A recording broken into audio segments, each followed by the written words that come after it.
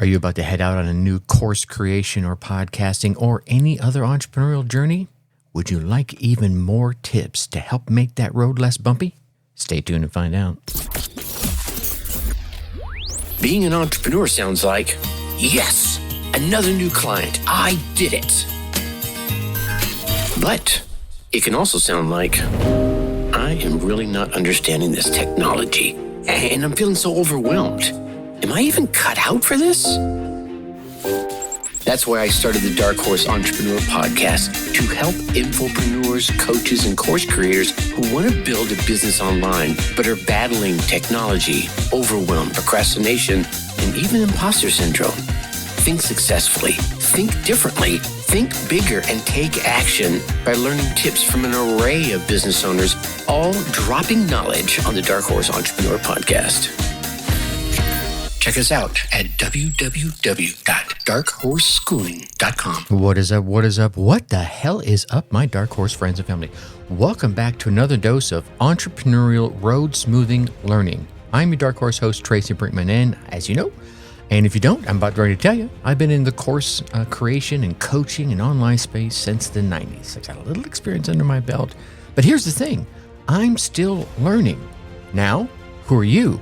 And you know what? The answer to that question to me is infinitely more important. I think you are a driven entrepreneur, perhaps even an infopreneur. And I think you're here because you're ready to start, restart, kickstart, or just start leveling up with some great marketing, personal or business tips and results in order to build that beautiful business of yours into the empire it absolutely deserves to be. And that, my friend, is why I'm here. It's to help you do that very thing. So, yesterday, in the last episode, I was talking about the things I wish I knew before I started, right? And the things I was sharing applied to course creation, podcasting, but I think it applies to so many of our entrepreneurial journeys. If you haven't listened to that podcast, please go back and check it out. It was episode 383, Things I Wish I Knew I Started Before. Anyway, let's do a quick snapshot of what was mentioned there. Again, go back and listen to it. There's a lot more details behind it. But the first 7 things, number 1 was knowing equals getting.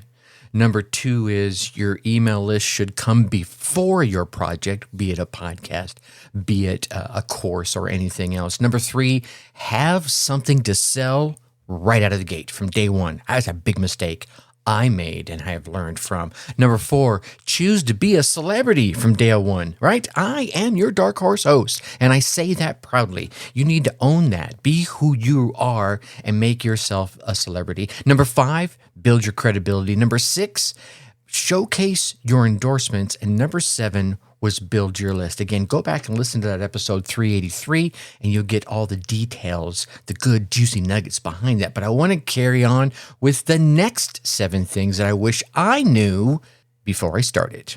And that starts with tip number 8, how to approach possible guests, right? Or JV opportunities.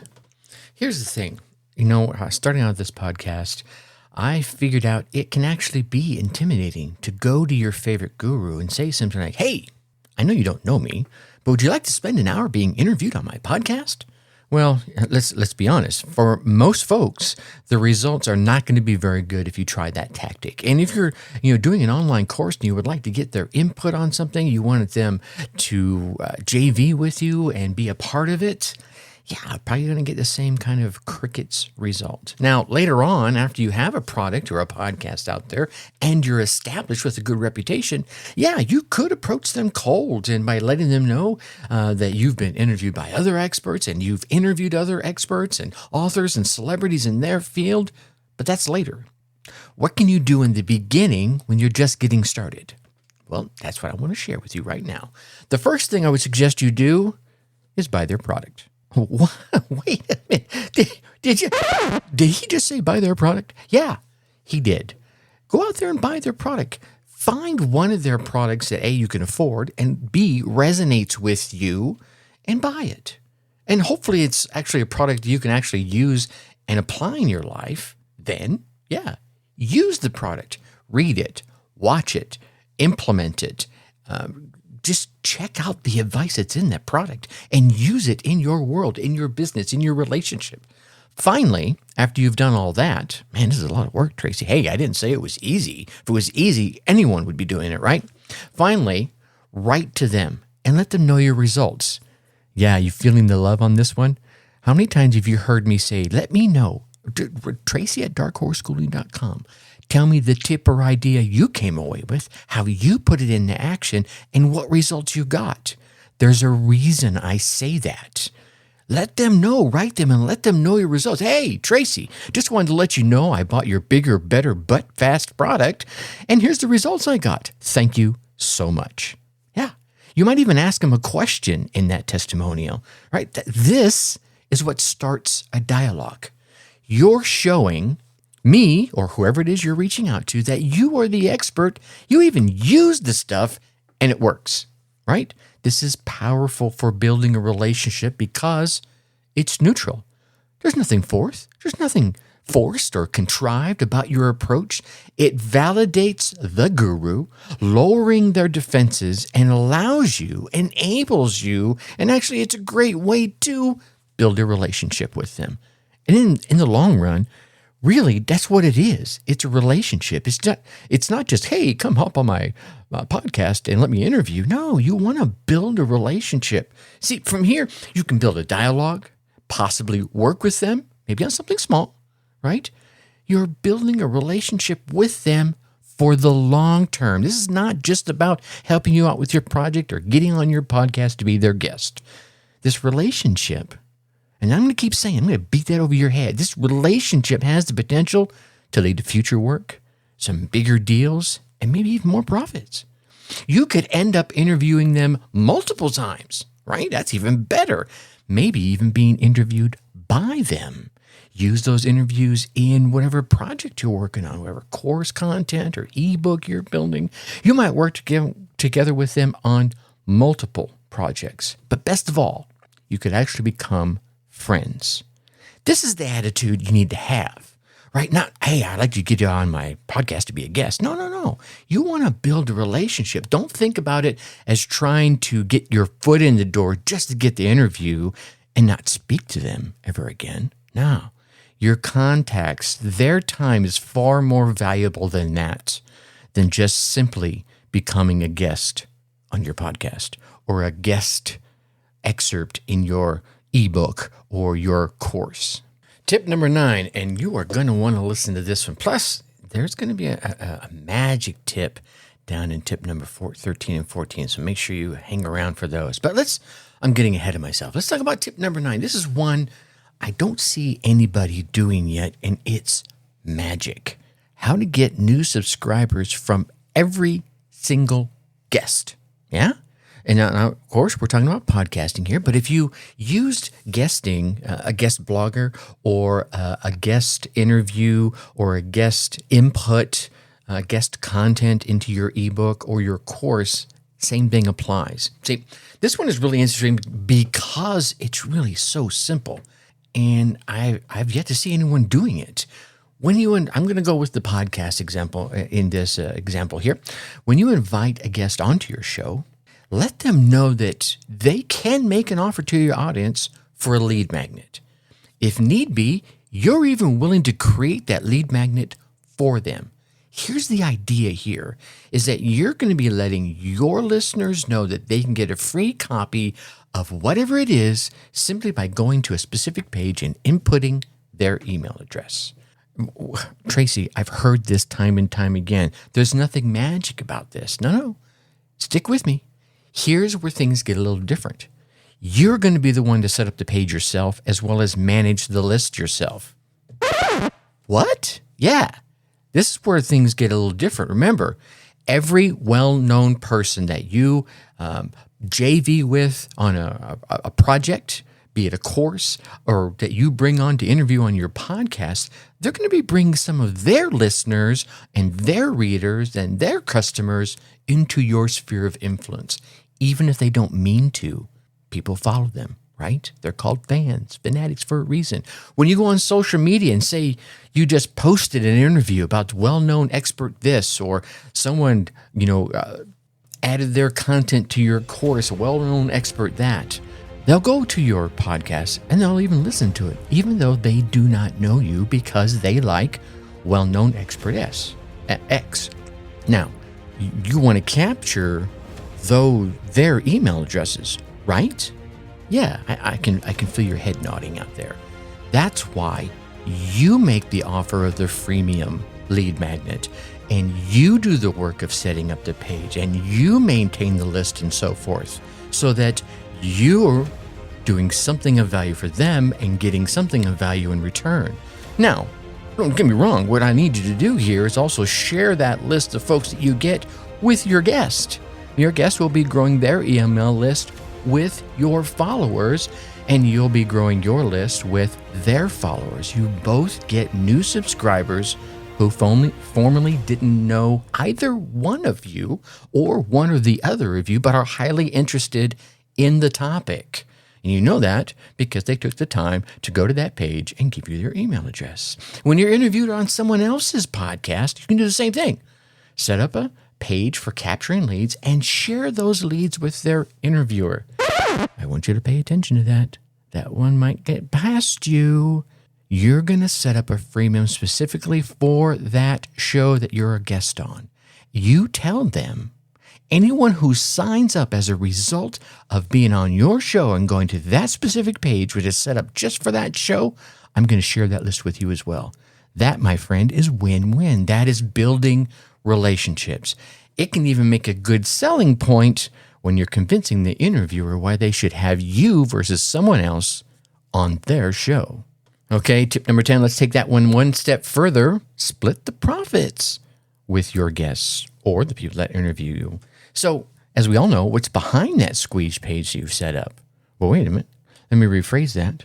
Let me ask the question, what's behind that squeeze page that you set up? Nothing? Stop it. You know better than that. You've been around here more than one episode. And if you haven't, well, now you know. Behind your freemium, your freebie, whatever it is, you should make an offer right out of the gate. That's one of the lessons I mentioned to you. Have something to sell from day one. A mistake I made, right? It's an offer. That's what's behind your freemium, of course. Better still, it's a one-time offer of a great product at a discounted price. And what I mean by one-time offer isn't that you're only going to offer them that product one time. What I mean is if they buy it at that moment, right now, right? They click buy right now, they're going to get best price ever. They're never going to see it for this price ever again, okay? Here's how it works. Your guest provides the content, right? You're asking, again, we're talking about a podcast here. You're asking them questions, maybe inserting a little bit of your knowledge. But mine, about 90, I find about 80 to 90% of the content of an episode on a podcast comes from the guest. Now, you manage the email list like we talked about above in the previous tip. You set up the lead capture page, you use your own autoresponder, and then you share the leads with your guest. Now, as soon as that lead comes in and they say, yes, I would like this lead, and you take them right to that thank you page, and that thank you page makes an offer. Now, there are about 3 ways you can do this. Method number 1, make a paid offer on the thank you page after the prospect inputs their email address for that freebie. This is a traditional method. It's very effective. The one drawback is you generally don't get to talk about the paid product too much since you're simply selling listeners on inputting their email address for the free offer. Here's the validation I'd like.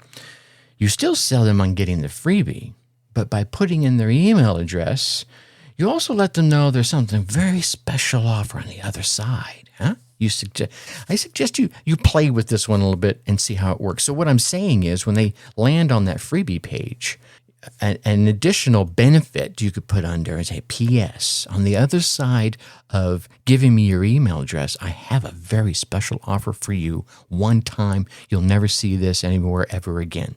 Boom, right? Method number 2, make the paid product offer on the call.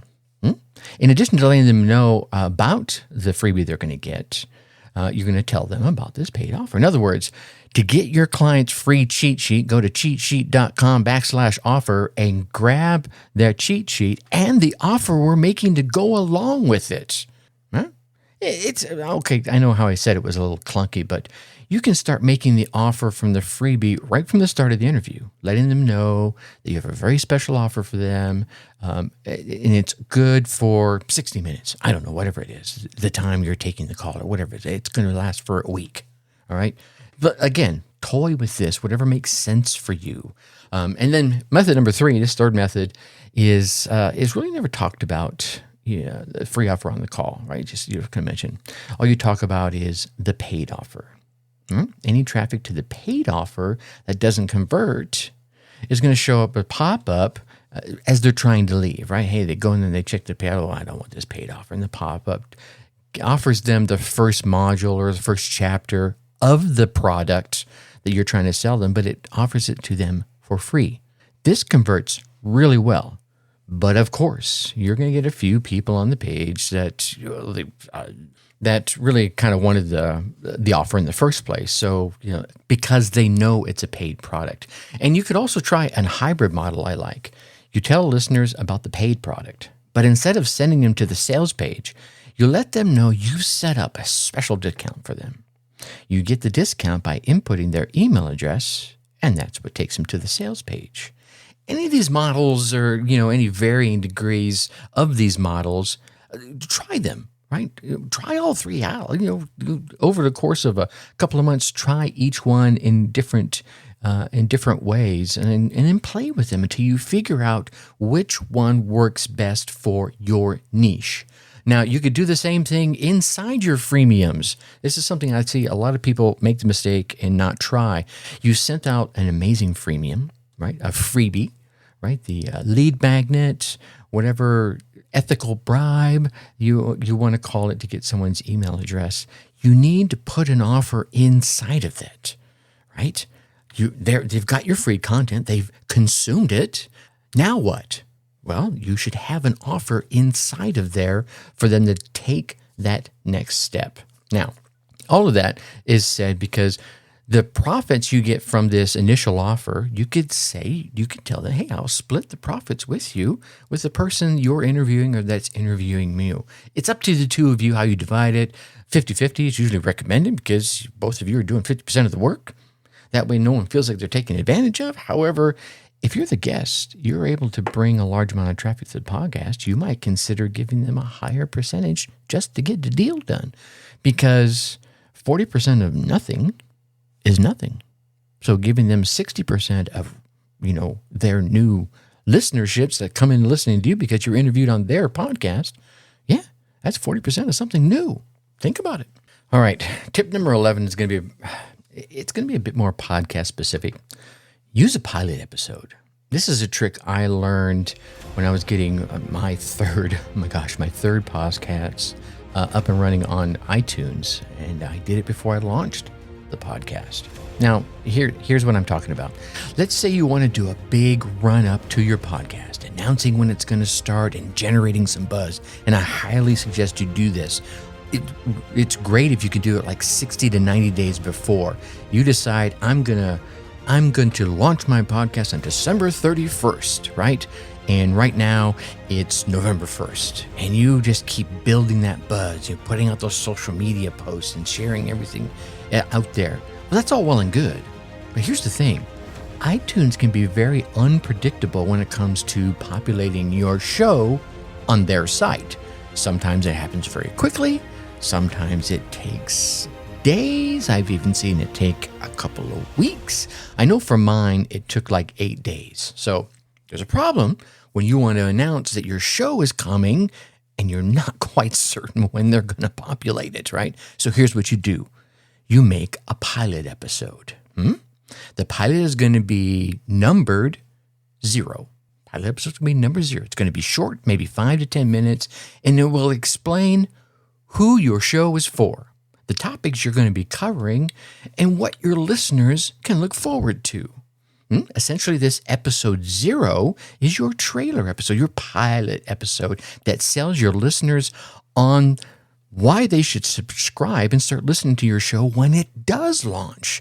If you set up your iTunes well before, like I said, 60 days is a great one, well before your launch date, then it will be in your iTunes feed, helping you build up that pressure, that excitement, that momentum, so that that day you launch, you know for certain that your podcast will be on their site and ready to rock and roll. Now, could you do this with a course and an ebook? Yes, you can. Here's the thing. You don't have as much of a concern about putting your ebook up on your website, but you could do the same thing. You could put a little teaser. Hey, I'm getting ready to come up with this full ebook or this whole course.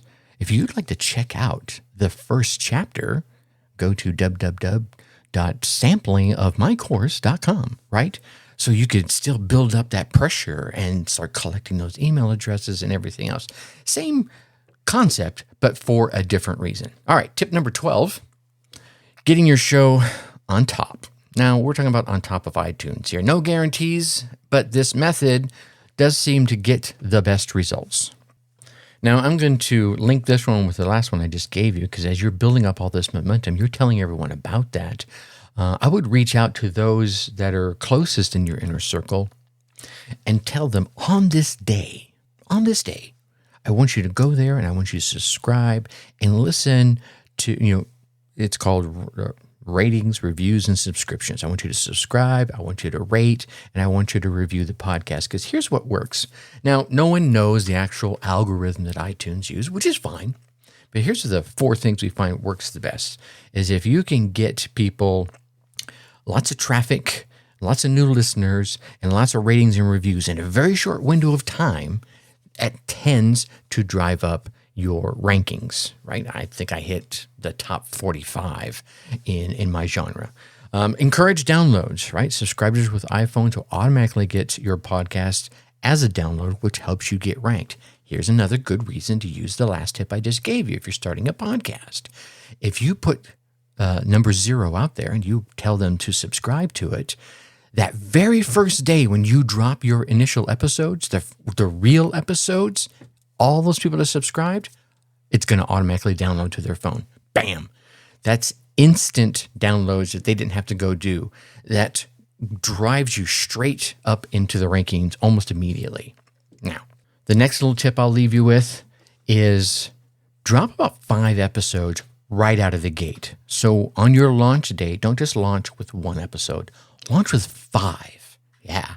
That's going to get you a whole bunch of those downloads all at the same time.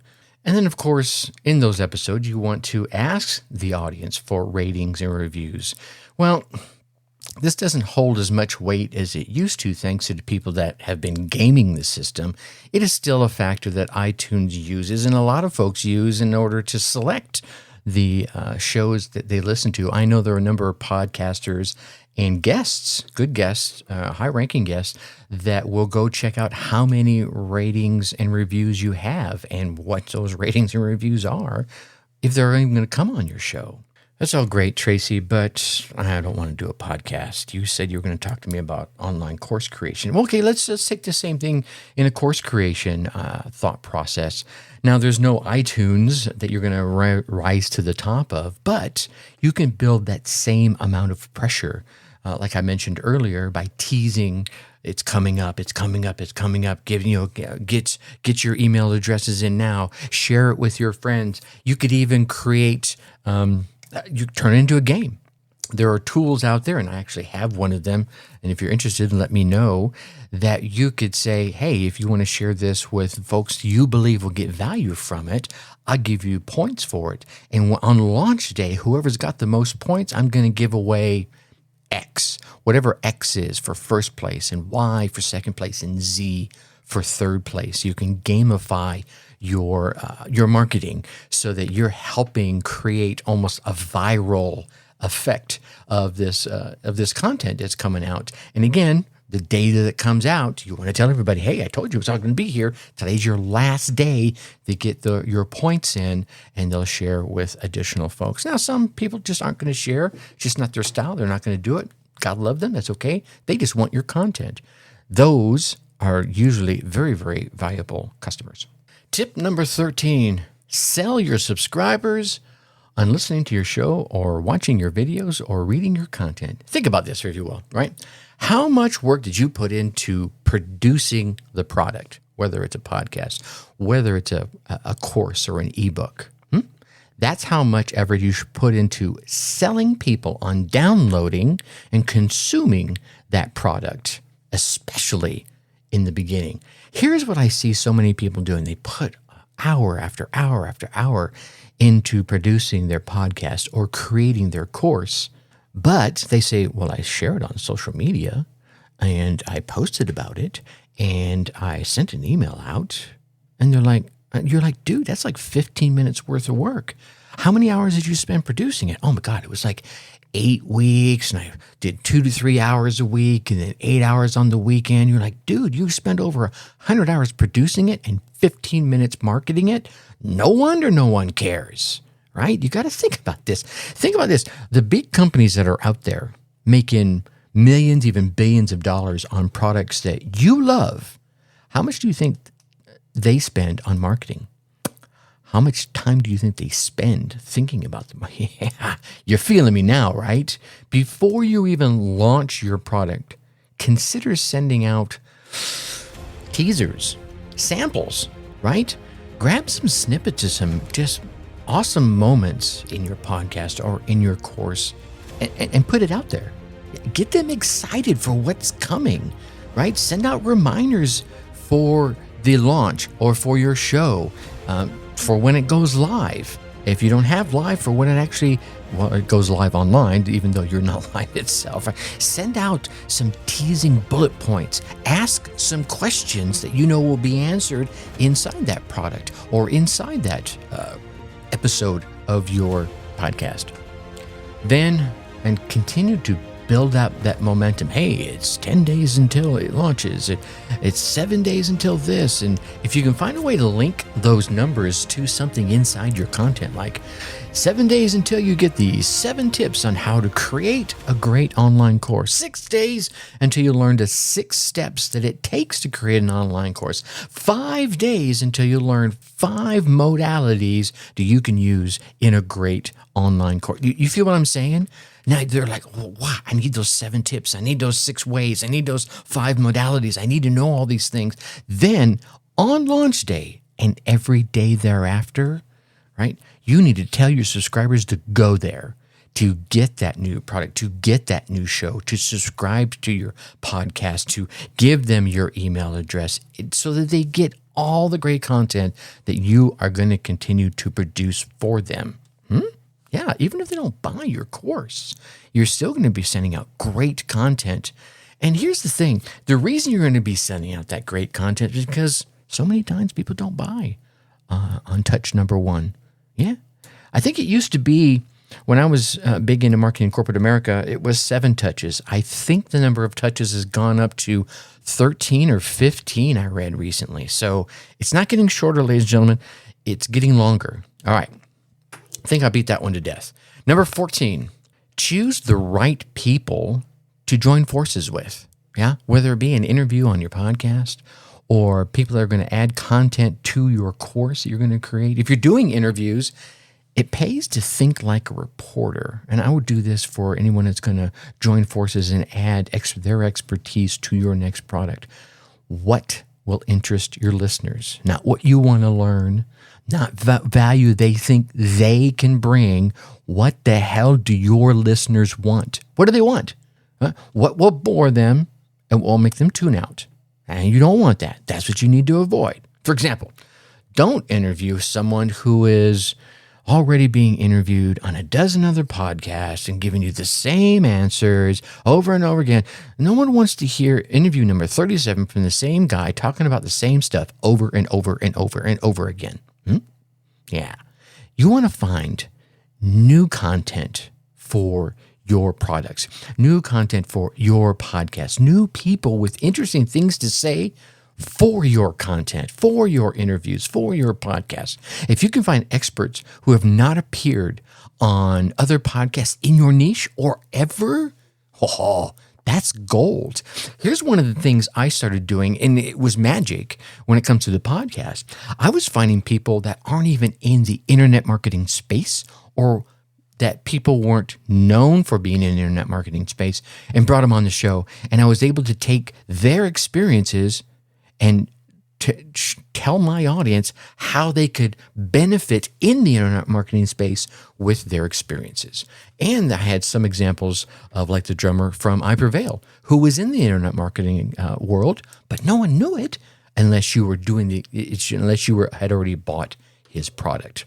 His product, by the way, is how he teaches you how to drum online. He's a drummer. Of course, he knows how to. He's a touring the world drummer. Okay, you could interview Joe, business consultant, who's been saying the same thing for 20 years. Yawn. You know what you're going to get out of that? Yeah, a whole lot of that. Or you could interview Sally Entrepreneur, who has built a $1 million business from scratch in the first 6 months. Yeah. Which one of those do you think your audience wants to hear from? Yeah. Susie Entrepreneur, Sally Entrepreneur, who's built, bootstrapped up from nothing in 6 months? Heck, I want to do that. Not Business Joe Consultant has been doing this for 20 years and is going to say the same thing on your podcast. He's going to say everywhere else, unless maybe you have an angle you have found that he hasn't used. Huh? Secret clue right there. Pay attention. I think the key here is, it might be easier to get content from people who are used to, chiming in on other folks' products or doing interviews if you're doing a podcast. But finding those Sally entrepreneurs out there that will create brand new material that no one else has, that's what everyone wants to hear. So whoever your audience is, find out who they want to hear from or the kind of content they need to hear or want to hear. Well, more specifically, they want to hear, and find that. Now, tip number 15, we're getting a little long here, so I'm going to make sure I want to get these last couple in. I told you they were really good ones. You've heard me mention this before as a journal.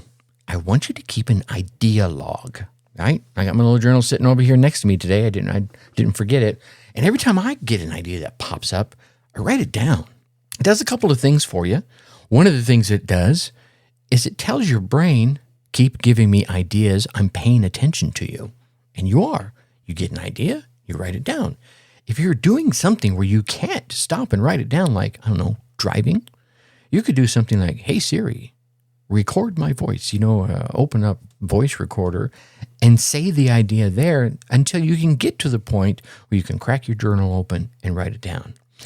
It's sort of winging it if you're just trying to pick topics to share with your audience on the fly, be it in any format, a podcast format or a content format, a blog format. But sooner or later, you're going to feel like you're running out of ideas. Yeah.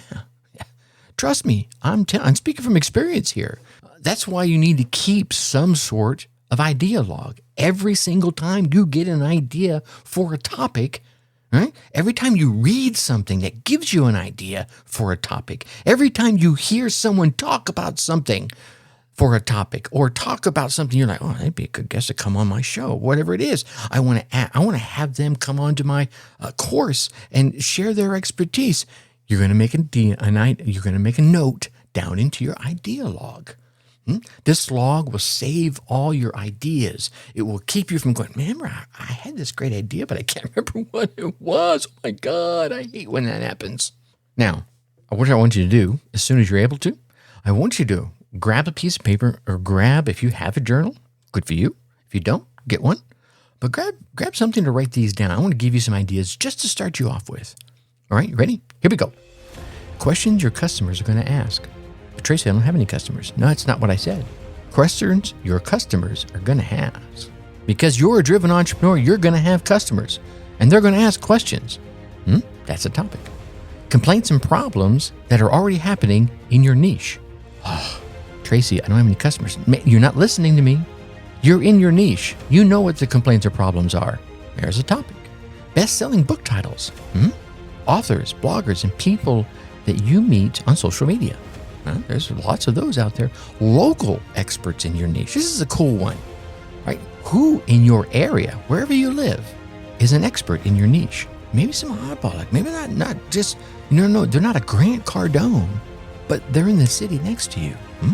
Have coffee, right? Completely unrelated media that gives you a new idea for your niche, right? So many of us will look at a meme or something like that or see some video and it makes you think about something in your niche. That's an unrelated piece of media that gives you an idea. Write that down. Comments in forums, right? Comments in reviews, right? Comments that you see in social media. Yeah, that's a great place to write it. Write this down. News in your niche. Set yourself up a Google alert about new news in your niche so you'll get it as soon as it comes out. You're like, wow, I never thought about that. Here we go. And things you saw or heard around that just made you think about new ideas. Write all this down. Ideas are everywhere and you can access them at any given time. Even when you least expect it, you're going to find a little nugget of gold or even platinum. The key is to always be on the lookout. And the way you're always going to have your brain on the lookout is to pay attention to the damn ideas you're getting in the first place. Because here's what happens. You get an idea, you don't write it down. You get another idea, you don't write it down. Your brain says, oh man, I almost blurted out an expletive right there. Your brain says, to hell with you. I'm tired of you not paying attention to me. You're not giving me you're not writing down these ideas or paying attention to them. So I'm just not going to give them to you very often. That's just not going to happen very much. Yeah, it's going to stop doing it. So write them down the moment you think of them or the moment they pop into your head. Again, if you're in a moment that you can't write them down, use technology to help you out. All right, last two. Lead magnet ideas. Now, I did a whole episode on a free lead magnet that'll apply to just about any niche.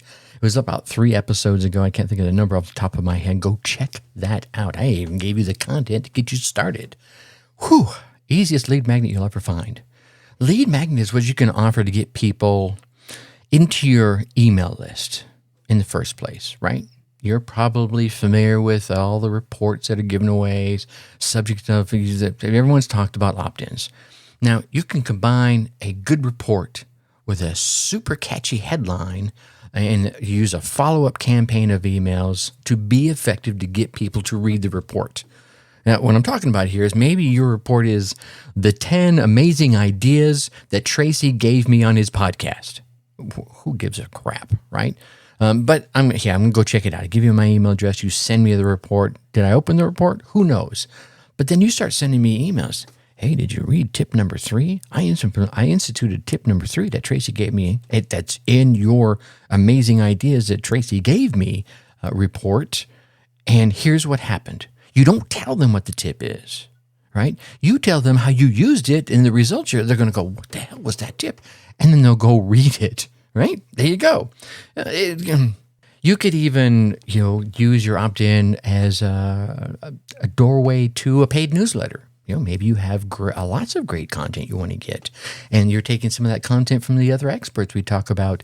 Why I keep saying podcast interviews. Maybe you're interviewing them into a newsletter. You give away a free issue. Maybe it's once a month. That's why they give you the email address. Once a month, I'll give you this great content about internet marketing.